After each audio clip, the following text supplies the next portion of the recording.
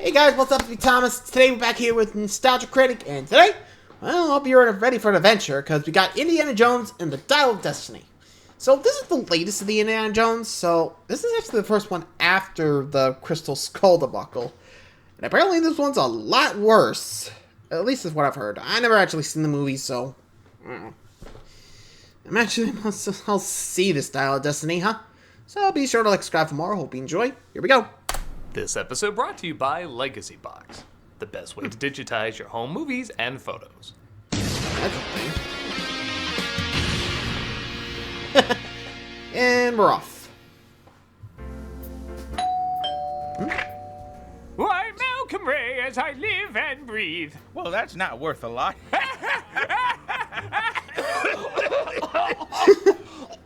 You haven't changed at all, Malcolm. And neither has your house. Distractingly so, but it sure is nice having the old team back together. Except for Tamara. Ah, yes, still cryogenically frozen. When will they find a cure for shortness?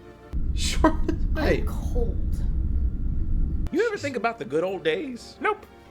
But I do think about the good old days, doing the reviews and all. You ever think about bringing back the good old days? You're mad, Malcolm, mad! I mean, like doing a review like all those years ago. Oh, but we haven't done a review in... What year do we say it was? Ass million or something. We haven't done a review in ass million years. We're too old. Come on, we never did review Dial of Destiny. Is that a Home Alone sequel or something? Kinda. But what about the age thing? Technology will take care of that. Critic. Not everybody gets a second chance. Okay. Just okay. There we go.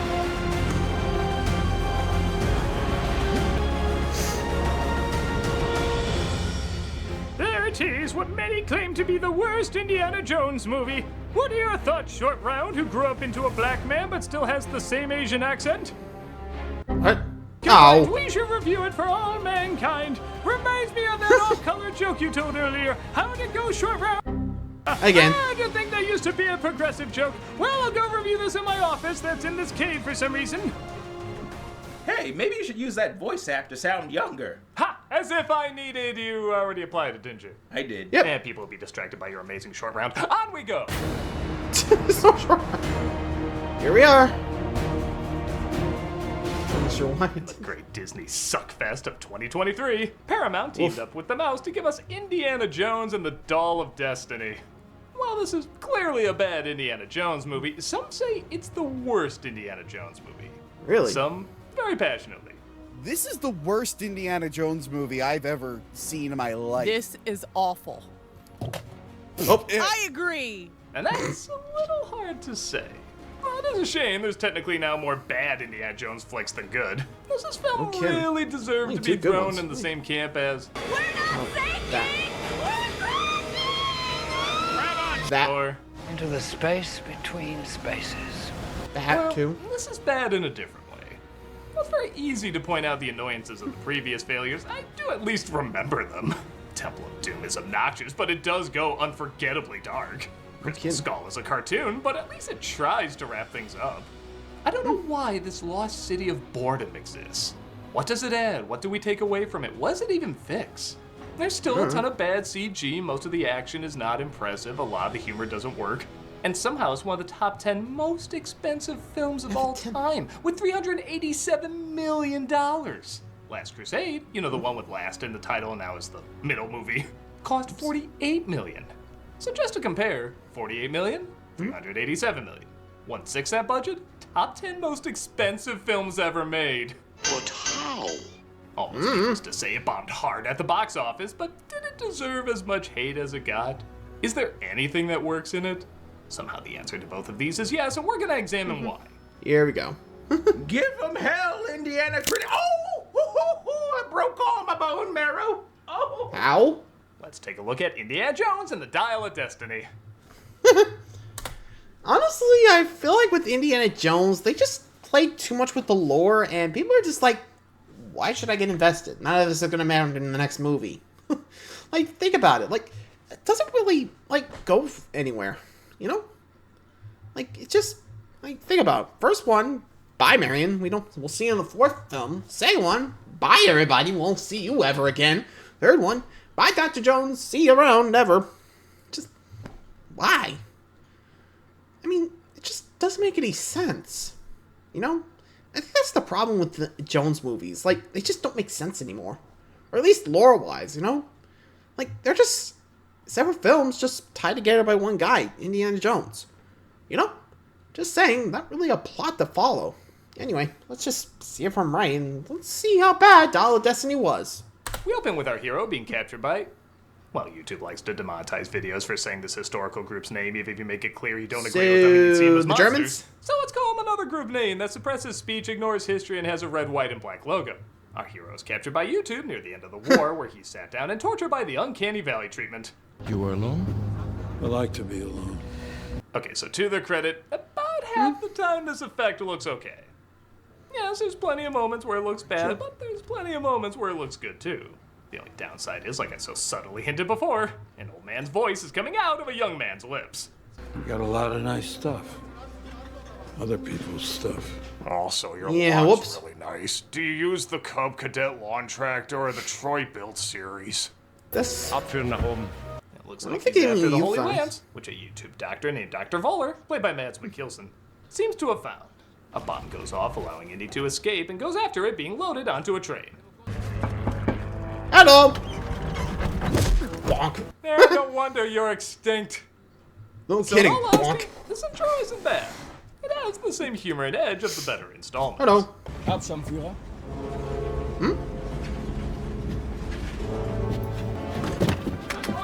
I also like Indy doesn't talk too much. He lets his actions and facial expressions do most of the heavy lifting. He doesn't have to say, damn, I thought that was closer. He can just get that across in a little smirk. The sneaking around moments are also great at combining both comedy and suspense. For a short bit of time, it does feel like a legit Indiana Jones movie.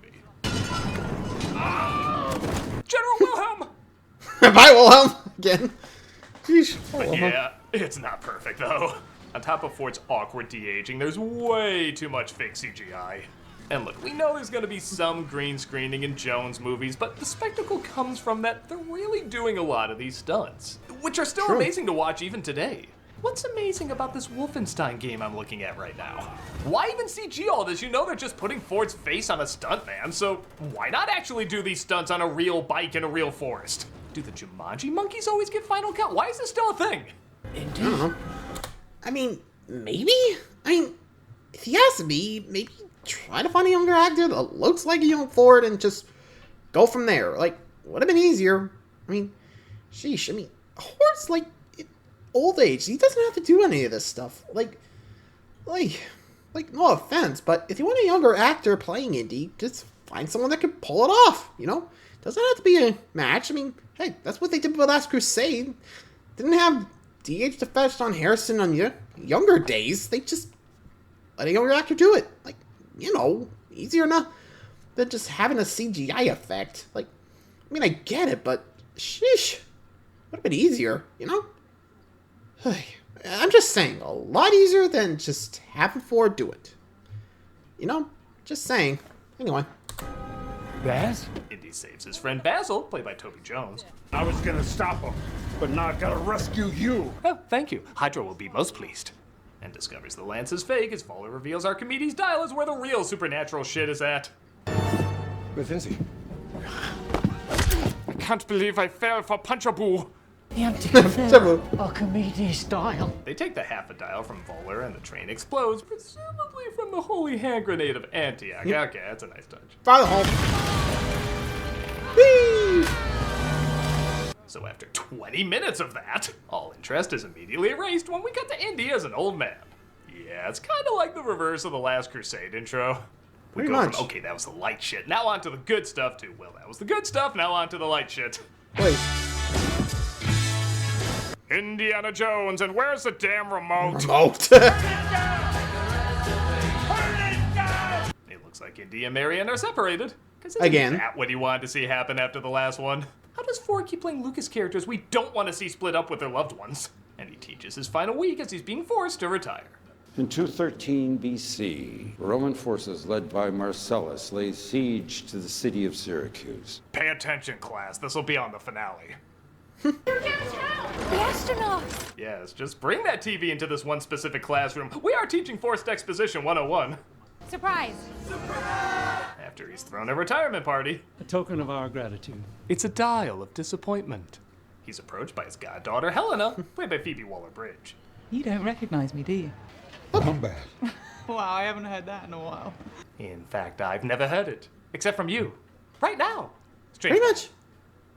They talk about her father Basil over these strange Irish shots. Yeah, they weirdly do quite a few of those. And what a coinky thing, she just so happens to be looking for Archimedes' dial. We could go there and find it. A final triumph. Indiana Jones, out with a bang, back in the saddle. I'm not selling this, am I? I mean, better than literally the movie is. True. Why are you chasing the thing? Drove your father crazy. My father died running from a rodent, and I've been fine with it. Rat! Rat! Oops. Followed by agents, though. Oh, wait, didn't they say Muttley died? You know, Shia LaBeouf's character? I think... Sorry, I'm trying to remember, but... I mean, I remember reading about it, like, Muttley's not here since... Or...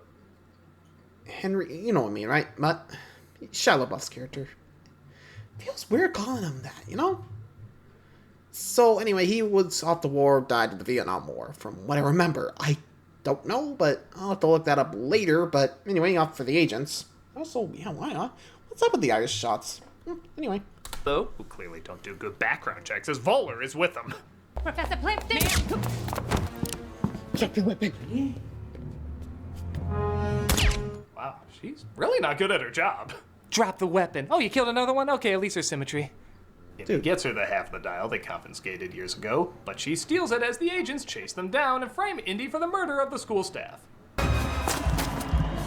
Jesus, that looks fake. Thank God we're not filming anything else there. No, there's an action sequence here. I can't make out half of it through the fake-ass confetti. It's like it's raining the Where's Waldo Nintendo game on everybody. Bagpipe? Apparently they put in the same bagpipe music they played in The Fugitive as a send-up to it. Next thing really? We're thinking is, man, I wish that was the Ford on the Run in a Parade movie I was watching. Strange that's a genre now. Man, I wish True Lies was the 80s star running a horse being chased by a motorcycle movie I was watching. Strange that's a genre now. Again, so many genres. Oh no, that real man on that real horse in that real subway is about to get hit by that real train. It's like I'm really there watching someone program this. Subway's faster. Yeah, no funny. Yeah, no funny. Dr. Jones got away as well. Dr. Veller sees who he's once again up against, as Jones tries to not stand out too much. Police are searching for retired Professor Dr. Henry Jones. Thankfully, police say this B-plot will be dropped randomly before the film is over. Sounds alright. Sorry I'm late, Indy. I was busy being cancelled. Yeah, we'll give credit. They brought back John Rhys Davies as Sala at a time when Disney usually wouldn't do something like that. And nobody went crazy. Everyone got it. Different time. It was still a charming performance with a lot of heart, and it's nice to see him back. Granted, there is something funny about how long until he dies? Disney praising the progressiveness and diversity, having the Egyptian foreigner drive a taxi living with 1 million kids. They understand what it is to be American and Egyptian. Much like I know how to be Welsh and Egyptian. Indy finds out Helena is in Tangier, so he hops a plane to find her. I also brought my passport. I miss the desert. I miss the sea. And I miss waking up every morning. Too bad. Thanks for the cameo. Yep, despite it's always good to see Sala, he basically does nothing in the flick, and the reasoning makes no sense. This is not an adventure, Sala. Those days have come and gone. You literally just rode a horse on a subway, you jackass. Yep. Give him hell! Yeah, I'm like, dude, really? Slow down, buddy. I mean, at some point, I'm surprised Indy doesn't have, like, a heart attack or something. Like, I know that's morbid, but come on. Like, with all the action he's gone through at old age, like, sheesh. How's that adrenaline not worn off at that point, you know? Well, anywho, back to it. Off to another adventure. Well, Indiana Jones. Boy, isn't that the movie in a nutshell? Just onward to adventure. Oh, right. Shitty reality. Yeah, no kidding. He makes his way to the hotel where Helena is auctioning off her half of the dial. But oh no, look out, this place has muscle. No password, no entry. That was rough. Did Sesame Street orchestrate this? Could be. Voller shows up as well. Have we met? I guess it has been so many minutes since you saw his picture and acted like you recognized him? This relic is my property. You stole it. Then you stole it. And then I stole it. It's called capitalism. Ha! You tell him, Disney. Stick it to big business with your top 10 most expensive movie ever made. Oh, most of the other top 10, by the way, also Disney. Yep. Things go south. I was afraid the kid was going to be a part of this. When will these flicks learn? Man, the Never. villain gets the half the dial. So I'll be honest, I remember this chase being between Indy and Voller, but randomly out of nowhere, some mafia members hell in a pissed off show up, and the chase is mostly with them. I presume you sold the ring? It didn't go for as much as I thought it would. I do it! What do I care if they're fighting low-fat Casablanca? I want to see them fight German Hannibal! Elena!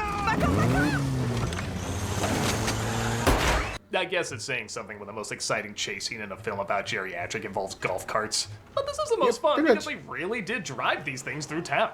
Sure, the close-ups are obviously green screen, but seeing these things fly around like they can tip over at any moment does really make the chase more exciting. Turn back! They went that way! He's gone. Voller gets away with the dial, but is tired of taking orders from his superiors. Let go, Miss Schmidt. And bye-bye. So, she was pointless. Yep, pretty much. I thought she was going to be a bigger character, but it's cool. We gained a lamer short round and a more quippy Shia LaBeouf. Photographicus. Directions to the rest of the dial. Ask her if she knows what language it's in. It's in a code. What code? Archimedes used 2 codes. You know, this makes me think of when they were discussing treasure hunting details in the good movies. Indy with Sala or Indy with his father. It's a lot of exposition, but they worked because the actors had such good chemistry. And both their similarities and differences worked well off each other. I've seen all these people good in other stuff, but man, they have zero chemistry. Nothing. Linear B and Polybius square. So even if you find the graph it goes without me, you can't read it. Dad taught me Polybius when I was 9. Just like in Crystal Skull, the scenes feel needlessly overwritten with details we don't need. A big part of that is because the characters aren't written with much of an identity or excitement. They're tough and quippy. That's it. So even when they try to explain these scenes really fast, it somehow feels longer because I'm just not about to invested. slap you in the face Characters with don't the details, bring like, get anything it. to the adventure. Give me the cash. That won't work. See? Rocketeer ripped us off, and now we're ripping the Rocketeer off. It's called Very much. capitalism. It's combat riding! Shut up.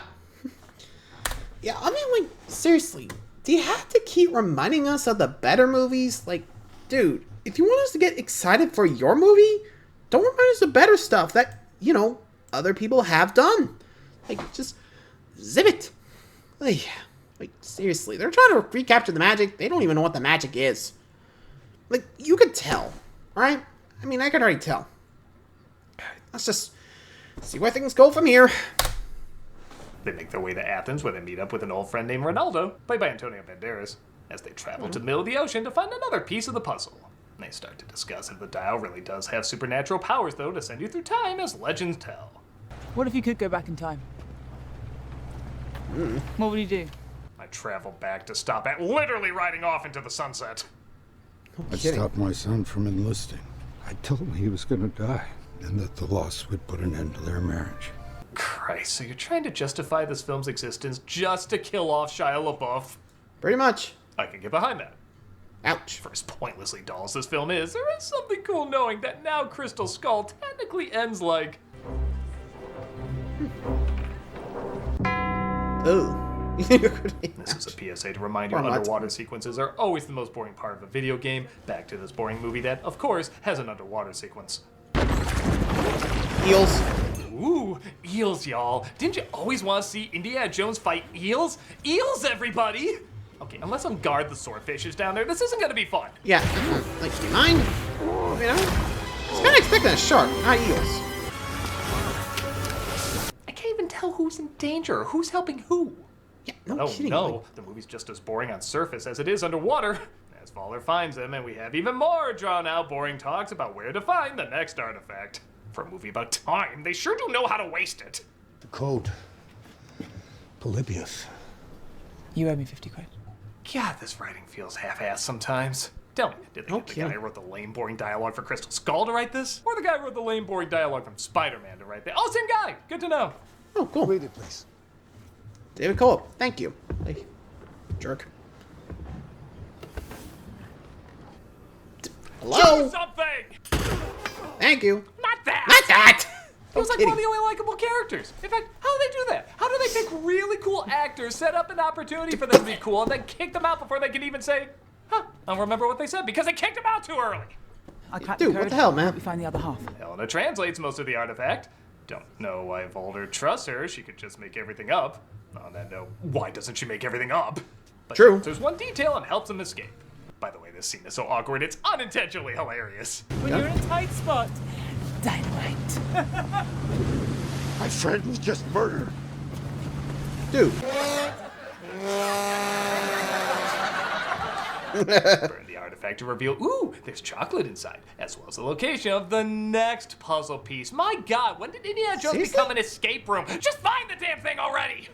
Volder, I guess, follows close enough that he can keep an eye on them, but not close enough for him to be spotted. And he kidnaps... Boy, yeah, I never learned his name, and don't pretend you did. Yeah, me neither. Oh, by the way, this puppet show is foreshadowing the climax. Mm-hmm. Even the trivia for this movie is boring. There's only one thing to do. Leave him. We're not gonna hurt him. We gotta get there first. No, really, that's like the one choice these characters make that I'm like, okay, I can get behind this. True. This is it. They go searching for a tomb under the city, and okay, it's Indiana Jones. I'm not expecting much out of the sequel at this point, but I'm expecting an old, creepy tomb with booby traps would at least be shot well. Hell, even Indiana Jones knockoffs like The Phantom or Tomb Raider or The Mummy or the DuckTales movie or Jungle Cruise still manage to shoot their tombs well. This is so dark, so flat, and so boring, I keep expecting a cheap haunted house actor to pop up and go, boom, no refunds. Indiana Jones clearly inspired all these movies, and Indiana Jones, the 10th most expensive movie ever made, can't keep Fails up that with them. again. That is pathetic. But okay, what about the big bad guy? Yeah, every indie movie has a big bad guy to take out. Ah, there he is. Okay, so with him being much older, they'll have to get really creative too. The kid Or takes he him just out. falls into. He just handcuffs him underwater, and that's it. No big fight or anything. He's just there Ah, the whole bye. movie and goes out like a bitch. How is this Indiana Jones movie out Indiana Jonesing you? No kidding. Like, even that's better than this. Finally find Archimedes' tomb after 10 minutes of this legend of the hidden tedium, and they not only find the rest of the dial, but also what time it is.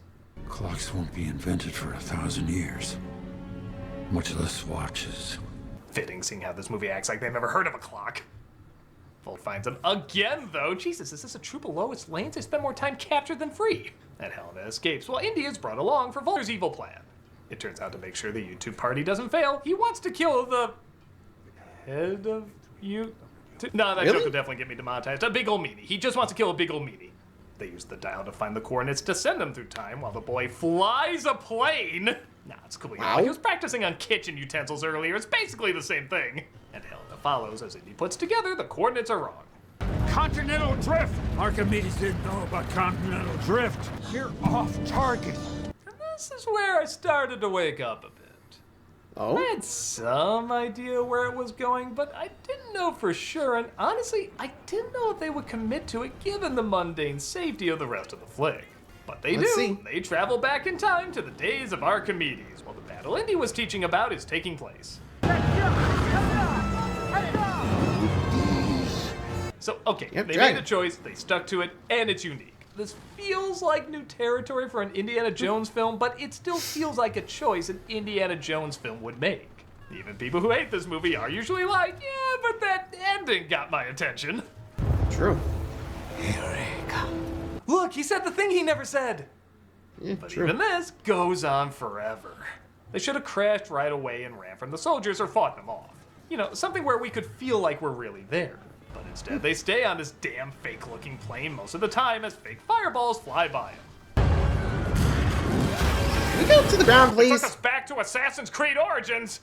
We don't even get the crazy Pretty death close, yeah. scene. Yeah, all these indie films always have at least one crazy death scene, and it's absent here. Voller just crashes and he's out of the picture. At least have his head bump off a windshield or something. This is incredible. Yeah, even I'm like, hello? You're not following your own formula. Like, give us some excitement, please. Like, I don't know. Like, show us him in a braising bowl or something. Wait, was that? No, wait, that was Roman. Okay, sorry. I don't know what Greeks did with their prisoners. It would have been interesting to say the least. Let me know. Come on, man. Let us have some fun. But nope, just by the numbers here. Hey. Incredible. It really looks like we're not here. Indy says he surprisingly wants to stay, and Ford really is convincing at selling it. You want to stay? No. Helena, get on the plane. I'll be all right. So, do they go all the way with it? Of course not. No. He just gets knocked out, and we cut to Socks. Give him hell, Indiana. All right. Shit. That. They fly back to their own time period completely off screen, and Indy's wounds are tended to. Why, look, even Marion returns. Someone told me you were back. Are you back, Indy?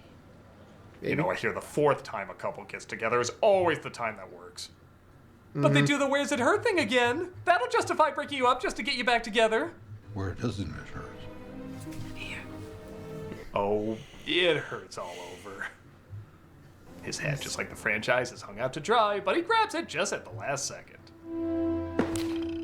Really? Yeah, no. Just not worth it. Okay, let's fix this sucker. Get rid of the goddaughter, get rid of the boy, replace them instead with a cool agent and Antonio Banderas. That would at least justify giving him third billing. Have Marion come along for the adventure, keep Shia dead, that was a good choice. Make the action smaller and have more sneaking around and less fake CGI. I mean, they're older, we all get it. Have them travel through time and actually stay there. Maybe years later, they're discovered having died together and they actually put them in a museum. They become what they've always been chasing. It'd be a choice, but it'd be an interesting choice and kind of a romantic one. It would give a reason for the film to exist and keep going. Either that or just do a small epilogue movie, like a cinematic version of those bookend pieces from Young Indiana Jones that Lucas cut out for some reason. In fact, hell, he did cut those scenes out so this ending could work even better. I don't know, maybe I'm full of shit, but it's gotta be better than what we got. Nobody has any chemistry together, and when chemistry does start to form, they kill off the characters who haven't. I'm sure a lot of time and effort went into this, hell, a whole lot of money sure did. But there's very little that's exciting, interesting, or important about it. What do I gain watching this after Crystal Skull? What does it add? I can't think of anything. Neither can I. It's not like one of the worst movies I've seen. Hell, some of the previous ones have far more annoying moments. But it's boring, pointless, and takes few to no risks. Instead of riding off into the sunset, this franchise has sadly rode off into the streaming recommendations that you're always gonna skip. Yep. Just goodbye. Well, that was a lot of fun reliving the glory days. Indeed. Shame we died, though. Did we? Look. Huh, Oh. So we did. I had a good run, though. Me too. Should we stop existing? Why? Indiana Jones never figured that out. True.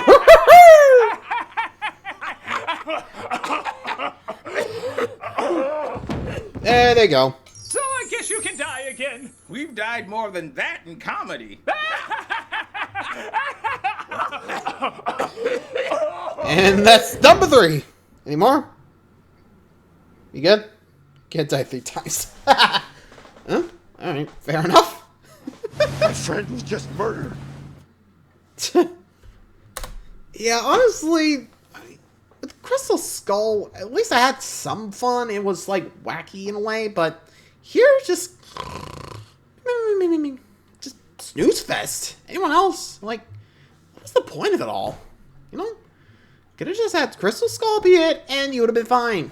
You didn't have to make this stinker.